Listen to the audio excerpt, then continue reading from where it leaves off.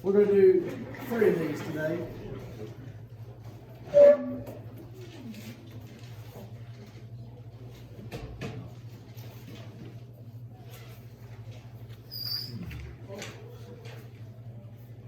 Only 3?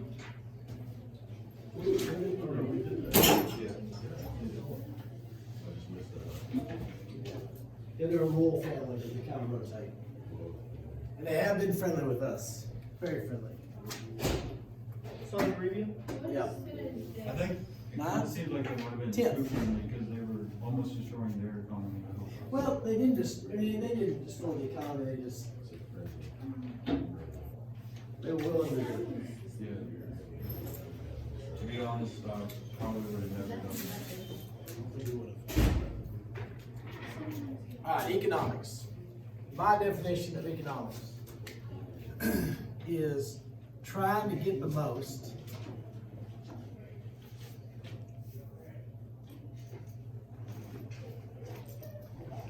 with the least.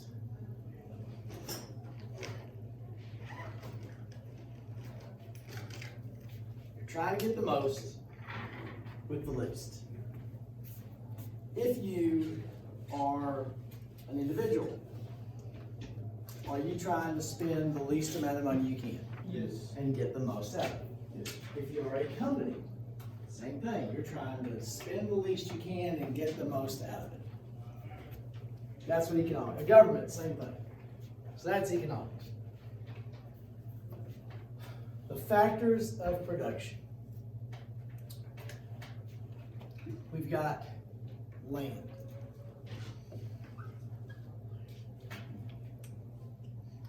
Land actually means resources and tools.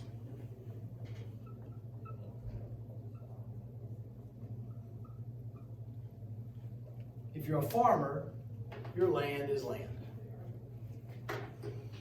If you're a football coach, your land is a sweat top and a whistle. I use those tools, coach football. If you're a teacher, it's your voice and your brain. If I couldn't talk, I couldn't teach. If I couldn't write, I couldn't teach. I'd be out of shape. I'd be in bad shape. If you couldn't talk, you could teach. You just type it. I'd be Stephen Hawking and I would refuse to do those. So this makes sense. And no matter what you do for a living, you gotta have resources and tools to get the job done. Next thing is labor.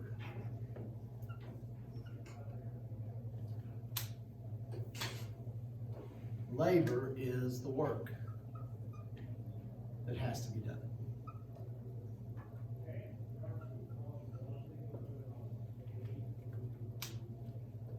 And we have 2 choices here. What is your choice with labor? You do it, or you pay somebody else to do it?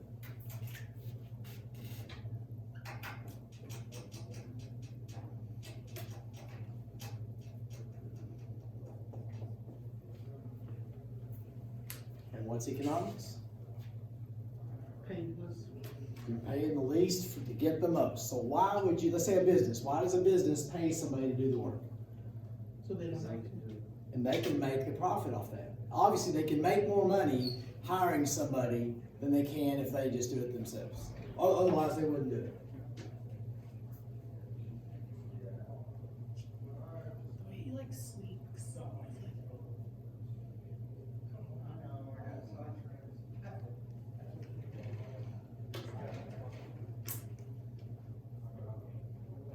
You do it for somebody different. I'll probably do it. Now, this summer, as an individual, you at your house, why would you pay somebody to do something? Because you work with it. Am I trying to get the most out of the least? So you're trying to do the least you can do. No. I'm trying to keep as much resources. I'm trying to spend the least amount I can to get the most. So if I have enough resources, if it costs me money to do it, am I going to do it? No. No. So when my air conditioner went out, I do everything myself unless I can't. That's how my dad is. I know, I'm not going to pay somebody to do something I can do. Now I am gonna buy some new doors this summer. I could put them in, and I have put doors in. I'm gonna pay somebody else because they know how to do it right. Yeah. And it would cost me money in the long run, so I'm gonna have them do that. When the air conditioner went out this summer, I went outside and there was stuff leaking everywhere, so I called somebody, because I don't know. I was gonna take it apart and look and see what it was to see if I could tell something. Called somebody. He said we needed a new part and we needed to replace the Freon. I said, okay. I was thinking, figure about $350, $800. Because the Freon's so expensive. Freon is better. I didn't account for that. And he had to replace all of it. Because you need a water for it. It was all gone. He let us pay it out, luckily. But I don't do, anyways, you either choose to pay somebody else or you do it yourself, and you're not gonna pay somebody unless you're benefiting from it. My roommate pays people to do stuff, and he makes tons of money, and he can't do things himself. He doesn't know how to drill. See, no, because Freon's too, because like if you think about it, the stuff you put in your car, it's like $15. It's like a soda can of Freon. And you get to like a big AC, they need like, I think they need like what, 12 pounds? Yeah. Which is like a lot. That's like a propane tank of Freon, which is like. I think it was $80, is it a gallon? Yeah. It's not like, because it's not a liquid, it's like. Yeah, it was $80 It's not in gallon, it's like whatever- pressure. times whatever it pressure. was, yeah. The next thing, you got land, labor, you got capital.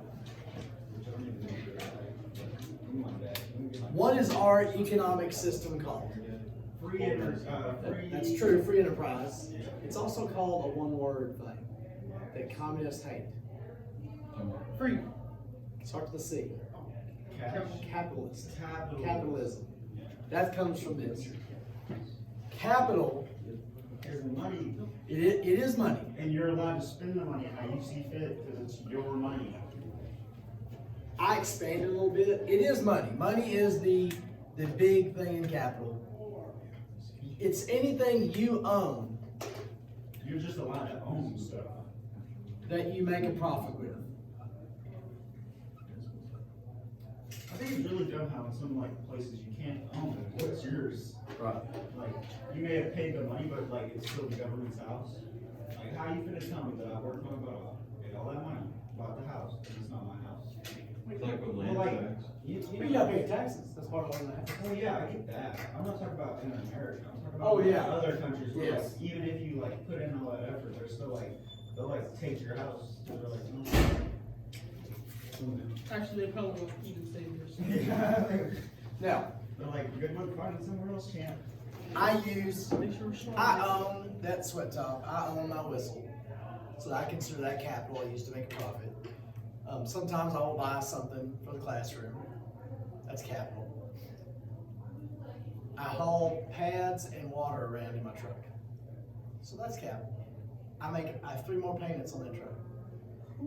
Is the truck capital? No. Not yet. I don't own it. But what about the payment? The payment is capital. That's because capital. it's your money. If you mow yards for a living and you're making payments on the mower's not capital. The payment's capital. What about the gas you put in it? That's also That's capital. capital. Okay? So that's where capitalism comes from. And the last, entrepreneur. Entrepreneur. Y'all ever heard of that before? Probably heard of it before. Anybody that starts a business is an entrepreneur. Let me tell you a story before we write anything down. There's a guy in Atlanta. He grew up in the 50s, went to college in the 60s. His family owned a advertising agency. They were not rich. They were not country club rich. They were upper middle class. Okay, they're not rich, but they weren't hurting. Okay, so he works at this advertising agency. He buys this rinky-dink independent TV channel. Back before y'all was born, when I was a little kid, you had ABC, CBS, NBC. You had the Sesame Street channel, and you had the Three Stooges cartoon Gilligan's Island channel. These were networks, it was PBS, and then there was like an independent station, and that showed the Gilligans, all the cool stuff. He bought this Phelan rinky-dink TV station, and his friend said, "What are you doing?" He said, "I got an idea, I got a plan." In the mid-70s, he buys the Atlanta Braves. Stay with me, I told you he wasn't rich. Buying a baseball team was not what it is today. Today, you're talking hundreds into the billions. Yeah. Okay. He bought the Atlanta Braves for $1 million. Most of it was borrowed. Most of it was sold things. I mean, he didn't have $100 million cash, but he could finagle around and he bought the Atlanta Braves. His friend said, "You're stupid. They'll never win a game. They're horrible." He started putting their games on this little independent TV station. There was one game a week. NBC ran a baseball game of the week. There was like 10 games throughout the year that your team might be on TV. Some local channel might run 10 games a year. Baseball games were not on TV. They were on the radio.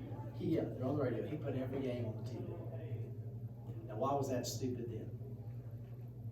Because nobody bought TV. Nobody went to the game. You see, his friend said, "Nobody's gonna come to the game and pay to go. They're gonna watch it for free." He says, "I got a plan, got an idea." You gotta pay. He bought space on the first communication satellites that went up. If you lived in Alpine, or you lived in like Uvalde out in the middle of the desert in Texas, you couldn't pick up TV signals. So they invented cable TV to bring TV and communication to people that couldn't get it. Mhm. So all over the country, Montana, Wyoming, Arizona, they got this little independent TV station out of Atlanta on their little stuff because he had bought space on there. And there's people out there that liked baseball and they watched the Braves. And in the 80s, the Braves became America's favorite baseball team because people all over the country watched them. And he started making money off that. Then he said, "I'm gonna start a 24-hour news channel." And everybody said, "You're stupid, who's gonna watch the news for 24 hours? So he started CNN. He started Cartoon Network. He bought all of MGM's old movies and he started Turner Classic Movie Channel. All this TV media empire. He sold it for $9 billion in the late 90s, early 2000s. Billion? Billion. And they kept him on as a consultant, so they paid him. They bought his thing and then paid him to kind of stay on. Now, entrepreneurs see opportunities before they happen.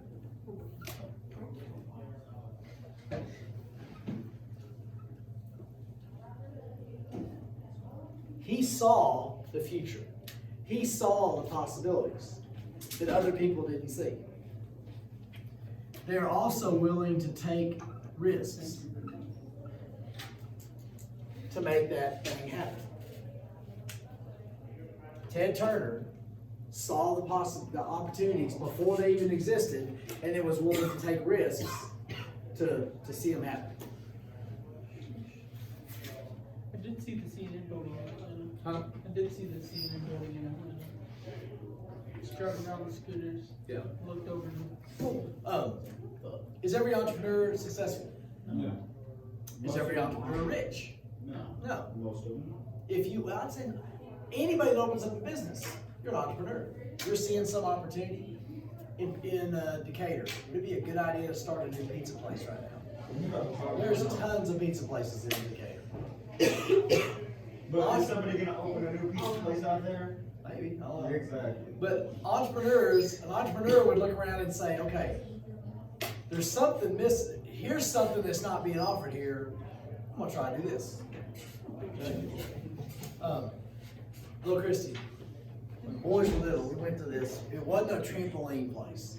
It had bounce house stuff. It wasn't just like a bounce house sitting there, but there was all this little blow up Over here in the warehouse. stuff. Okay, not yet, not yet. This was a big, huge, fancy place. I think it was in Weatherford. And she looked at me and said, I bet something like this would go in Decatur. So she called some people. We had a meeting with a guy that owned one of them, like in Alito. And he's talking, the boys are playing for free. I think that's really why she did it, so the boys could play for free. Well, he's talking, he says, well, for one this size, the initial investment, you'd need to be able to get $750,000 to $1 million. And I just got up. That's how much everything is. So I walked away. Did Christy stay there? I said, what are you doing? We got $10. What are we gonna do with this? And then they did build that thing there. It lasted about a month. Yeah. And then it became the rock place. I love Yeah. the rock place. The rock place is cool. I gotta go get some this spring. Fix up the yard. But We're just doing everything this spring. well, it might be summer now. Refinance. I found that it's gonna be a little later. No, what they need to do is get something for kids our age, because we have money, like, that's. Zoe said they need a bowling alley in Decatur. And I said, they used to have one. There used to be one in In the 1990. David's warehouse. Back there behind, by the movie theater, back behind the tire place was a bowling alley. Yeah, the David's warehouse. Yeah, but I mean, something cool. I don't see Like, no skating rinks still open, Like that game room or I don't- something, I don't like, s- like billiards or something, The thing, like pool and stuff, the, like a rec room. the problem Decatur has is it's so close to, Yeah. it's so close to stuff. If it was a little farther away, there'd be more of that. I mean, if we put stuff out here, like, We don't have space out here. If, you could, I bet right now it's kind of on the border of being able to make it. yeah, A few years, yeah, but then in a few years, everybody else is in it, so you gotta come like. right, you gotta risk it. You gotta I don't risk it. understand how the skating rink in Decatur's still open. Yeah. Every time I go there, barely anyone. Right. But I've seen like once a week, they get like so many people. There's always parties there, but I don't know how it must be really low. Because like Surely they, the floor is even messed up in the room because it's like wavy and stuff. The wheels catch. it was old 20 years ago when the boys were going. They don't pay people like to work. Like if you have to have so many like service hours to be on whatever like their teams are and stuff. If you probably like, if somebody came in and spent money and put a new one in, That it would do. pretty good, because everybody be interested in one, because anything new is gonna be good for a while, and then because that's the thing, if you have something new and it's good, like if you like put in the effort, it'll take off out there. Maybe if you put in like a putt-putt, batting cages, roller rink, Arcade.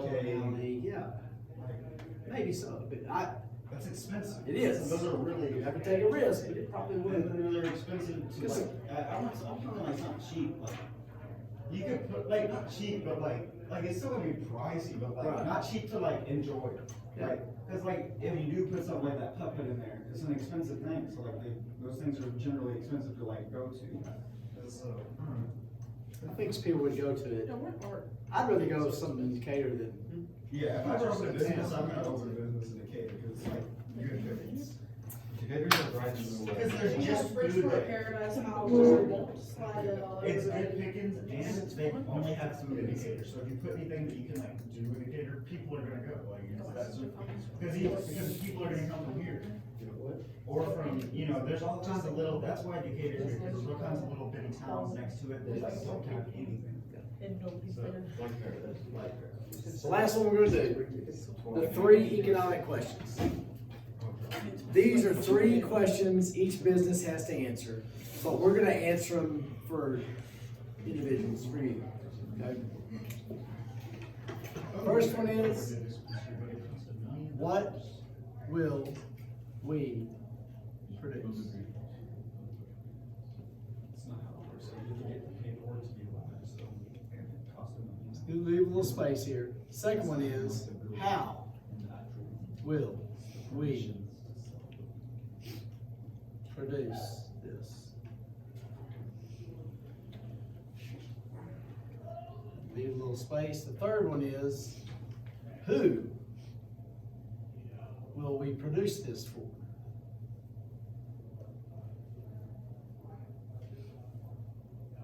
So if you're a business, you're having to ask, what are we gonna offer? What are we gonna make? What are we gonna produce? How do you as an individual answer that question? What question are you answering? What question are you answering right now? There's only 7 of us. Because Bailey's not here. Use some. What question are y'all thinking about right now? What's, what am I gonna do for a living? How am I gonna make a living, Oh, yeah. right? That's like seventh or eighth on the list. I'm thinking about it right now. What else you? What are they cooking in there for lunch? That's what Yeah, well, no, I already know what I'm doing here. How do you answer this question? Try. I don't know. If I knew that I wouldn't be asking the question, would I? When I was, my first memory, I was 2 or 3 years old, was football. No one taught it to me. We went to the games, because in Texas, small towns, you go to the games, you go because you're part of the community. Yeah. But they didn't care about football, they didn't care about sports at all. And nobody taught me that, I was born with it. Zoe used a perfect word. She said, you gotta follow your passions. Follow your interests. Your talents. Well, what if all those are like things you can't follow? Like what? Okay, because that's like so expensive. Right. So like, what I would want to do, could not, like ever. Like $1 million, like, that's so expensive. You can hit the lottery. Like I know y'all didn't pay attention to this, and y'all slept since then. I was gonna be an architect, because I was interested in it. I liked it. I mean, it didn't make it. So then I went to sportscaster, because it interested me. It was part of my passion, my interests. That didn't work. Yeah, but you can't just do that now. Like, it's like everything's so expensive. If you like get out of like a job, it's like. No, I didn't try doing it. I thought this is the road I want to go on. And then I got teaching and coaching. I followed what my passions, what my interests were, and found a way to make a living. Because if you are not interested in it, if you don't have a passion for it, you ain't gonna last 40 years. And you don't want to go to work every day. You want to get up and get to go do what you do for a living.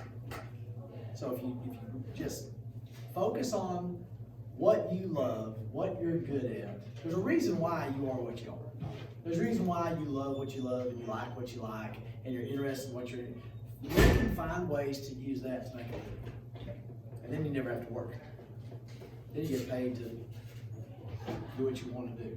It's like, I got a job offer at Freedom Passport to be a porter, and it's not much paid, probably minimum wage, but I drive motorcycles and four-wheelers and stuff for a living. But my grandpa's telling me not to do it, that's why I want to do it, So I'm gonna do it. because it's something. I ain't worried about making much money. I'm just worried about making money. Yeah. I don't really care. Like, if I can find a fun job and rent money. That's what I'm saying. Don't go get a job because it pays this much money. Then you're getting up every day going to work. And, If you find a job doing something you love, something you're interested in, it really doesn't matter how much money you make because you love your life and you're filled. You can make do without stuff. Yeah. But Because then, like, there's people that have all the money and all the stuff, and they're just like and they kill tired of themselves. stuff. And they're stressed out and they hate every day. Because I could not be sad if I was rich. Because like Yeah, at that point you money guys goes know. down. Because that's just because they're like trying to be like they say you can't buy happiness. You can't. But you can buy things that make you happy. Like because they're buying just things. But like Short term. But like okay, but see no, because money. Because okay, at this point, like say I wanted to like pick up something random like glass blowing, I could like buy my own glass blowing studio and like pay an instructor. You could do stuff like that. Like you can like. You could. Take your life somewhere. Like, I don't know, if you have money, there's no reason to be sad. Yeah, because you're not doing what you're made to do. Then do something else. You have money. Like, I don't know, they act like if they just, like, cause once you have like millions, you can like live off that. 'Cause, like, you could live off 100K a year for 10 years if you have $1 million. Every human has a hole. And all they do is spend their life filling the hole. And there's only one thing that fills that hole. Money doesn't do it, stuff doesn't do it, sex doesn't do it, relationships don't do it, drugs don't do it. When you find what you were made to do, you're doing what you were purposefully made to do, then that hole's filled. I'm fulfilled every day. Talking with you every day, I'm filled. I think I'm fulfilled every day. I enjoy life. Yeah, that's different. That's temporary. Yeah. This is 100% rest of your life. That's wrong. But like, What do my hobbies have to be? Change your hobbies. Change your focus. Maybe because the laws are changing. So maybe they are though. That's fine, but there's never a wrong time to do the right thing. There's never a right time to do the wrong. But okay, but it's not the wrong thing. 'Cause it's like just like owning a bar, I guess. Like I mean, that doesn't mean your passion has to be liquor. Some people's are. So like, and besides, even if I did open a dispensary, like it wouldn't be a bad thing. But that's my passion. That's like something I enjoy. Like it's like I get the science of it. I don't know. I could open a Be not dispensary. drunk with wine, be filled with the Holy Spirit. It's just, like I'm not an excessive like. 'Cause, I like, never know. I'm saying what I'm telling what we're working. Like I don't even because since I've been arrested, you can't even do that anymore because you know courts kind of blame that. So like even without like doing it though, like it's still something that I'm like it's like an interesting like community and it's also like because like okay so honestly it's like actually like a medicine thing. It is medicine. So like If you use I just medical enjoy medicine. seeing like so I can like fix a lot of stuff. Like I like seeing people. Most people use to fix stuff. Oh no, because like, well, obviously there's people that are just like dumb and like, you know, just dumb. I don't know, but like I've seen it like, actually do good things. That like makes me happy. I feel like if I opened a dispensary, that would be primo. That would be like a great job. How will we produce this? What question do you have to ask? You figured out what I'm gonna do for a living. You're on the road. How am I gonna get there? How do I get there? How do I get to this point? I just need $1 million.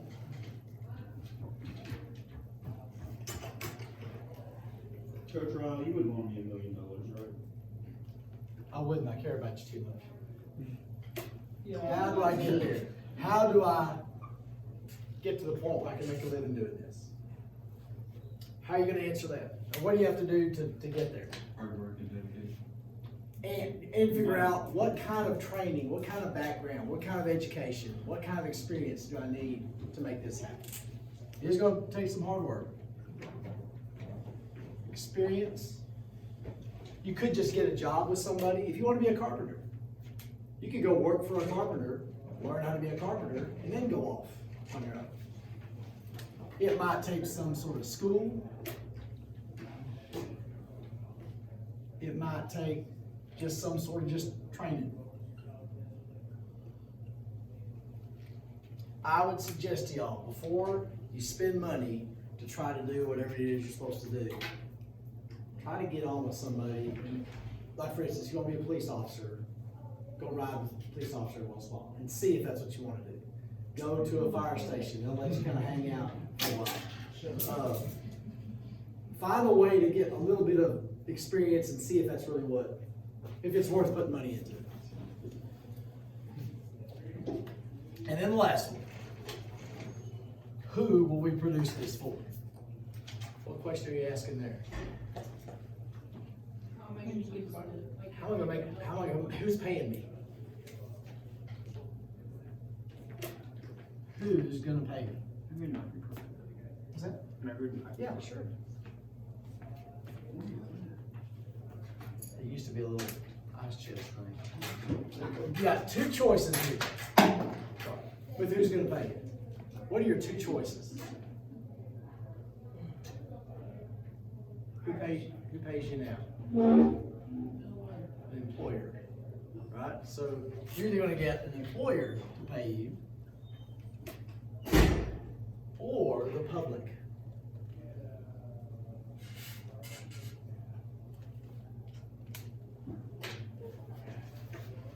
What's great about an employer paying you to do something? You're getting a paycheck. You don't have to worry about a bunch of, you're told what to do. I do this, when I'm done, I check out, I go home. Is it limited what you can do, get there and do there? Yes. You're limited, but also there's not much responsibility. Now, if you get the public to pay you, is there more opportunity for where you can end up? Yeah. Some employers don't work kind of a piece of trash with employees. Because my best friend's boyfriend, where he worked for, his employer owed him like $10,000 because he just wasn't paying for his work. Where at? It was like a private business. and they were doing something, building bridges for pipeline and stuff. And the guy was just keeping all the money that they made from the job sites in his bank account, wasn't paying it. Nice. It's just blowing. This is some people are made to own businesses, some people aren't.